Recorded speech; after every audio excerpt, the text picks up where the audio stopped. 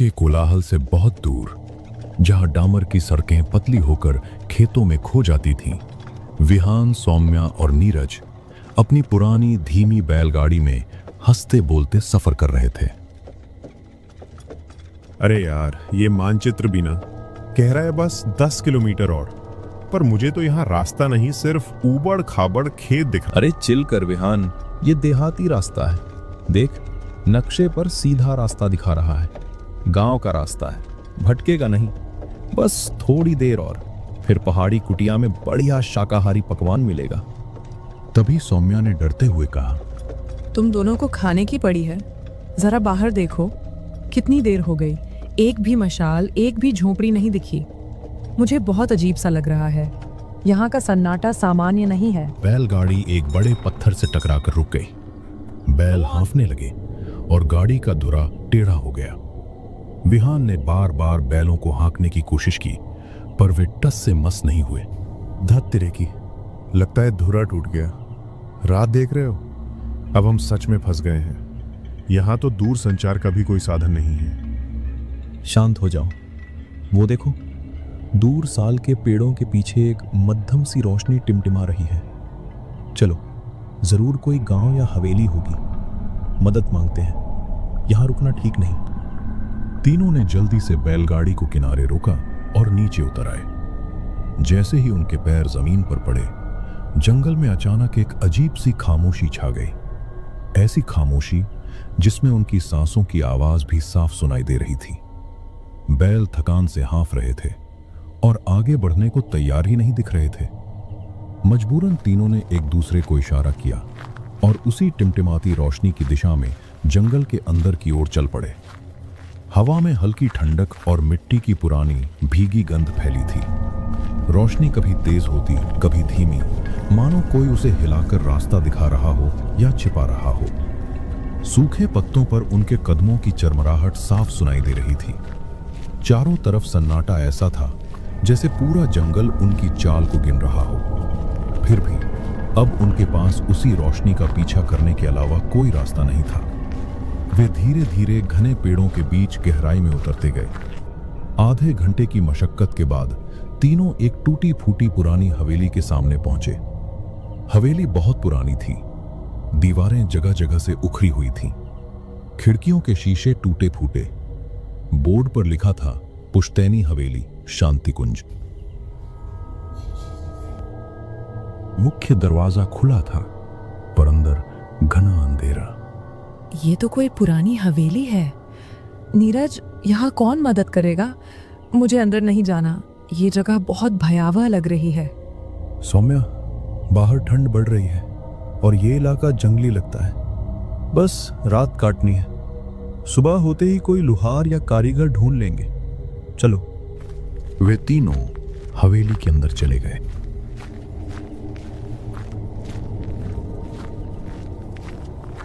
हवेली के पीछे के दालान में एक बुजुर्ग व्यक्ति मिट्टी के दिए लिए बैठे थे। उनकी आंखें गहरी थीं, चेहरा झुर्रियों से भरा। कौन हो तुम लोग? इस पहर में यहां क्या कर रहे हो? बाबा प्रणाम। हमारी बैलगाड़ी खराब हो गई है। हम शहर से आ रहे थे, रास्ता भटक गए। क्या हमें रात भर रुकने की जगह मिल सकती है? बस सुबह तक। रुक तो सकते हो बच्चों, पर यह जगह ठीक नहीं है। ये हवेली रात में अकेली नहीं रहती। मतलब यहाँ और कौन है? भटकती आत्माएं रहती हैं। बाबा ने उन्हें हवेली के एक छोटे कमरे में बिठाया। फर्श पर पुरानी चटाई बिछी थी। दीवार पर पुरानी तस्वीरें राजा महाराजाओं की, पर सब धुंधली।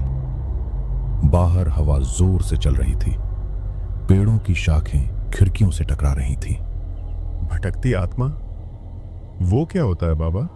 कोई डाकू? डाकू नहीं बेटा, 70 साल हो गए। यहां एक मालकिन थी, श्रीमती रमा देवी। बहुत कठोर थी। एक दिन प्रेम नाम के सेवक ने गलती की। उन्होंने उसे अमानवीय सजा दी, बहुत यातना दी। सेवक उसी रात हवेली के तहखाने में कूद गया। तब से। अरे बाबा, आप भी क्या बातें करते हैं? भटकती आत्मा, ये सब 70 साल पुरानी बातें हैं। हम शहर के लोग हैं, हमने तर्क पढ़ा है। ये भूत प्रेत सिर्फ किताबों की कहानियों में अच्छे लगते हैं। दिए की लौ हिली। अचानक बाहर से एक आवाज आई, जैसे कोई बच्चा, सेवक का बेटा, सिसक रहा हो। ये क्या था बाबा? बाहर कोई रो रहा है। साफ आवाज आई। वो वही है। रात गहरा रही थी।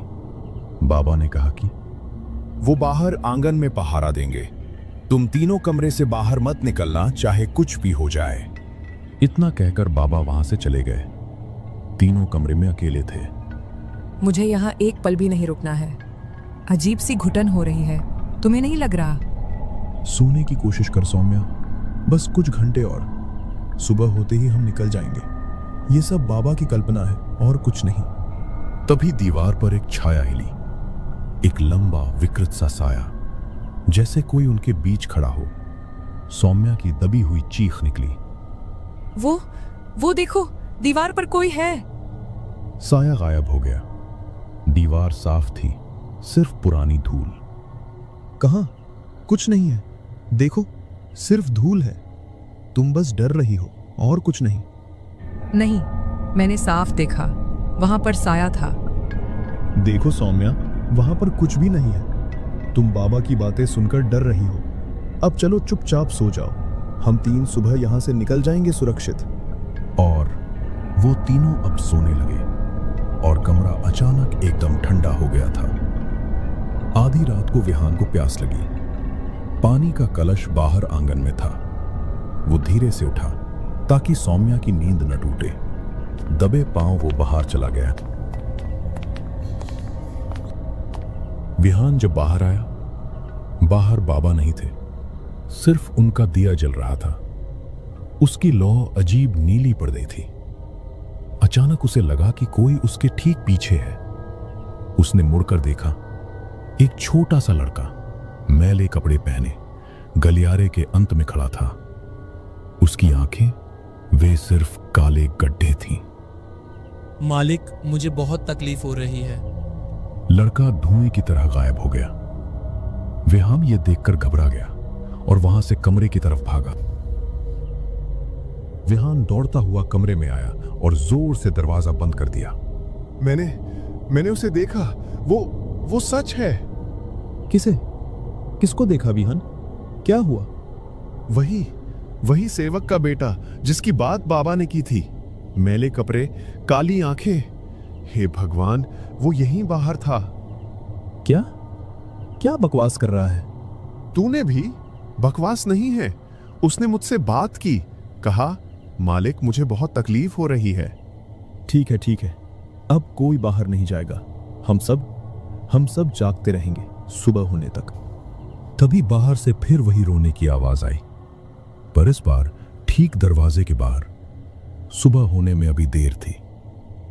तभी दरवाजे पर धीमी दस्तक हुई। तीनों उछल पड़े। विहान ने हिम्मत करके दरवाजा खोला।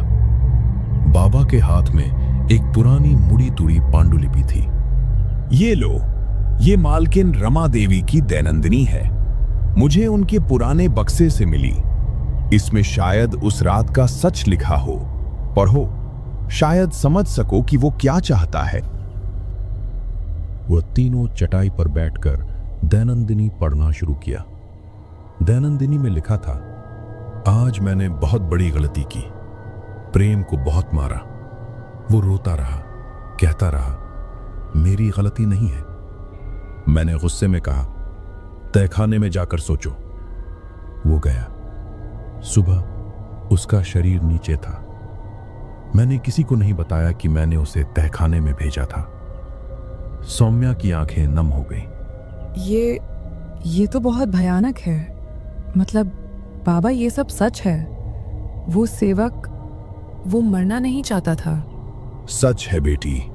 और अब वो आत्मा यहां भटकती है उस सेवक की, और कभी कभी उस मालकिन की भी, एक माफी के लिए, एक प्रायश्चित के लिए। बाहर कोहरा इतना घना हो गया था कि खिड़की के पार कुछ नहीं दिख रहा था। तभी हवेली की पुरानी जंजीर अपने आप बजी। बस बहुत हो गया। मैं 1 मिनट और यहां नहीं रुकूंगा। हमें यहां से निकलना होगा, अभी, इसी वक्त। पागल हो गया है क्या नीरज? कैसे? बैलगाड़ी बाहर टूटी पड़ी है और इस अंधेरे कोहरे में कहां जाएंगे? बाहर निकलना ज्यादा खतरनाक है। वो सही कह रहा है बेटा, बाहर मत निकलना। सुबह गांव से कोई ना कोई जरूर आएगा, पर ये रात अभी बाकी है और ये सबसे मुश्किल घड़ी है। तीनों ने फैसला किया कि वे कमरे के अंदर ही रहेंगे, चाहे कुछ भी हो जाए। पर अब डर सिर्फ डर नहीं था, वो दहशत बन चुका था। तभी एक और आवाज आई, दैनंदिनी में जिक्र की गई दूसरी आवाज, जैसे कोई औरत गलियारे में चीख रही हो। प्रेम, कहाँ है मेरा प्रेम? किसने छिपाया है उसे? मुझे मेरा सेवक वापस दो। सौम्या ने जोर से अपने कान बंद कर लिए। उसकी आंखें दहशत में फैली थीं। नहीं नहीं, प्लीज बस करो, हमें जाने दो, हमने कुछ नहीं किया। बाबा, इनसे कहो हमें जाने दें। रात का आखिरी पहर शुरू हुआ। दिए की लौ जो अब तक उनका साथ दे रही थी, जोर से फड़फड़ाई और बुझ गई। नहीं नहीं बाबा, दिया ये बुझ गई। कमरा अंधेरे में डूब गया। अचानक कमरे में बर्फीली ठंडक बढ़ गई, इतनी कि उनके दांत किटकिटाने लगे। और फिर एक सिसकी जो विहान के कान के ठीक बगल में सुनाई दी। भैया, मेरे साथ खेलोगे? मैंने सुना, उसने मेरा नाम लिया। उसने कहा, भैया खेलोगे? नीरज, वो मेरे सामने था, ठीक मेरे चेहरे के सामने। छोटा सा, पर उसकी आंखें, भगवान, वो आंखें नहीं थी, वो सिर्फ काले गड्ढे थे। शांत रहो। देखो, ये सब हमारा दिमाग खेल रहा है। अंधेरा है, हम डरे हुए हैं, बस हम तीन हैं, कुछ नहीं होगा। वहम? तुझे ये वहम लगता है? बाबा ने साफ कहा था, भटकती आत्माएं दोनों आते हैं। सेवक और मालकिन एक दूसरे को ढूंढते हैं। ये वहम है क्या? बच्चों सुनो, अब पीछे हटना नामुमकिन है। रात का तीसरा पहर शुरू हो चुका। ये वो वक्त है जब भटकती आत्मा सबसे ताकतवर होता है। मैंने चटाई के नीचे हल्दी की लकीर डाल दी है। कुछ भी हो जाए, इस घेरे से बाहर कदम मत रखना, ये तुम्हें बचाए रखेगा। बाबा, हमें ले चलो यहां से प्लीज। कोई और रास्ता होगा? पीछे का द्वार, हम खेतों से निकल जाएंगे। खेतों में धुंध है, वो धुंध जिंदा है। उसमें कदम रखोगे तो सुबह तक गांव के लोग तुम्हें ढूंढते रहेंगे। अचानक हवेली की घंटी फिर बजी, इस बार 3 बार, धीरे धीरे, जैसे कोई उसे हाथ से खींच रहा हो। इसमें लिखा है, जब घंटी 3 बार बजे, मतलब प्रेम आंगन में है। वो हमें बुला रहा है। तो चलो, मैं ऐसे छुपकर नहीं बैठ सकता। अगर वो बस एक सेवक है तो मैं उससे बात करूंगा। शायद वो बस डराने के बजाय कुछ कहना चाहता हो। पागल हो गए हो विहान? बाबा ने मना किया है, उस घेरे से बाहर नहीं जाना। मैं यहां बैठकर अपनी मौत का इंतजार नहीं करूंगा। अगर वो सेवक है तो मैं बात करूंगा। विहान गलियारे की तरफ चल दिया। अंधकारमय था। दीवारों पर पुरानी तस्वीरें अब हिलती हुई लग रही थीं। वो धीरे धीरे आगे बढ़ा, बाबा उसके पीछे पीछे। देखो बेटा, जमीन पर निशाना छोटे पैरों के गीले निशान, ये प्रेम के हैं। विहान ने देखा फर्श पर गीले पैरों के निशान, जैसे अभी अभी कोई पानी से निकला हो। यूं निशान सीधे दालान की ओर जा रहे थे। विहान अंदर घुसा। कमरे में ठंडक थी। बीच में एक छोटी सी चौकी पर प्रेम बैठा था। उसका सिर नीचे झुका हुआ था। मालिक, आप भी मुझे मारोगे? मालकिन ने कहा था अच्छे सेवक जिद नहीं करते, पर वो खुद मारती थी। नहीं प्रेम, मैं नहीं मारूंगा। बताओ, तुझे क्या चाहिए? मुझे माफी चाहिए मालकिन से। वो मुझे ढूंढती हैं हर रात, कहती हैं प्रेम कहीं भागा, पर जब मैं सामने आता हूं वो मुझे पहचानती नहीं। पीछे से बाबा ने विहान को खींचा। बात मत कर, मत छूना उसे। वो अब सेवक नहीं, वो भटकती आत्मा है। विहान पीछे हटा। प्रेम उठा और मुस्कुराया। विहान और बाबा दौड़ते हुए कमरे की तरफ भागे। विहान और बाबा दौड़ते हुए कमरे में वापस आए। दरवाजा बंद किया। मैंने उसे देखा, वो सच है। तभी बाहर से उस औरत की चीख आई।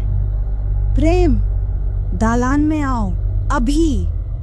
साथ ही बच्चों की खोखली हंसी गूंज उठी। रुको, अगर प्रेम माफी मांगे तो मालकिन उसे ले जाएंगी, दोनों चले जाएंगे। विहान, हमें उन्हें मिलाना होगा, यही एक रास्ता है। गलियारे में सन्नाटा। फिर तीनों बाहर निकले। प्रेम, हम खेलेंगे, पर शर्त है, अपनी मालकिन को भी बुलाओ। दालान के बाहर मालकिन रमा देवी खड़ी थी। साड़ी फटी, बाल बिखरे, आंखें लाल और शरीर पूरा जला हुआ। कहाँ है मेरा प्रेम? तुम लोगों ने उसे छिपाया है? नहीं मालकिन, वो आपको ढूंढ रहा है, वो आपसे माफी मांगना चाहता है। माफी? मैंने उसे मार डाला, अब माफी कौन देगा? मालकिन, मैं यहाँ हूँ। मालकिन, मुझे माफ कर दो, मैंने उस दिन आपकी बात नहीं मानी, मैंने गलती की थी। प्रेम, मेरा बच्चा, गलती तुमने नहीं, मैंने की थी। दोनों एक दूसरे से लिपट गए और एक तेज रोशनी में धुंध बनकर गायब हो गए। अचानक हवेली में रोशनी हुई। सुबह हो गई थी।